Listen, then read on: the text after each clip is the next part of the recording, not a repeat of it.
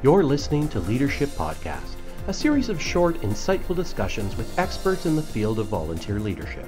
Brought to you by the ARIA Center for Leadership Development. Your interviewer is Elaine LeChapelle.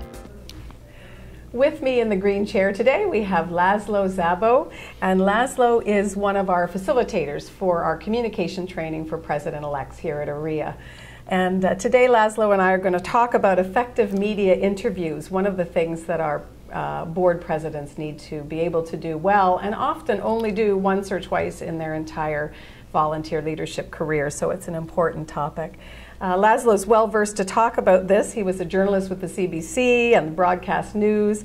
He has served with 2 federal cabinet ministers as a press attaché and does a lot of facilitating work for us. So welcome, Laszlo. Thank you very much, Elaine. Great, great.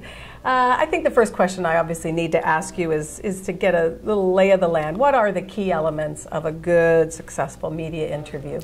Well, preparation is certainly a major key to anyone's success in conducting interviews. One should never wing an interview. I like to call them CADs, those career-altering decisions that everybody knows about. First order of business is to set yourself with clear communication objectives, clear goals going through that interview. You should ask yourself, what is it that I want to get across in this interview? We have to remember that while it's the reporters and journalists' stories, it is your interview, so you do have that right to get your messages across. Once you have those clear objectives, then you can start crafting the appropriate messages, identifying who are the audiences you want to reach, what are the concerns that you want to address, and finally mastering those bridging techniques that will help you articulate, reposition, get you to deliver those powerful messages, whatever questions are coming at you. It's interesting that you say that, because most of us would assume that it is the interviewer that's controlling the interview and we're at the mercy of their questions. But what you seem to be suggesting is that you prepare the messages you want to give and make sure that they get delivered in the interview. Is that right? Absolutely. You know, in a court of law, we're expected to answer questions.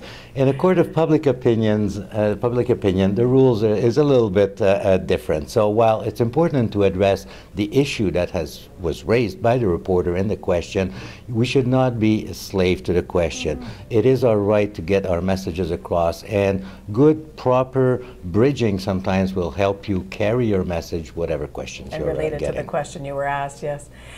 So what would you say is a good media-related message? What makes up a good media message? I like to call them media-friendly messages. It's important to format the information to help the media carry it. The nature of the news business demands that your messages are brief, generally 10 to 20 seconds. If it takes you longer to articulate the position of your association, of your organizations, well, 2 things may happen. Either the reporter will not take anything that you say because it just doesn't fit the format, or more likely they will edit your answer and it will sort of distort your messages. So it's important to make sure that you can articulate your position, your messages in that short time frame that the media will allow you.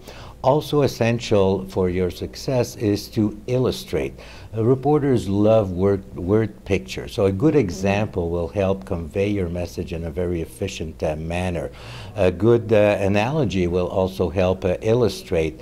A powerful statistic can drive your message home. Reporters will find that relevant and thus ensure that your messages are the one that will be carried as a soundbite, a video clip in tomorrow's newscast, or as a quote in tomorrow's newspaper. So thinking about those sound bites as you go into the interview.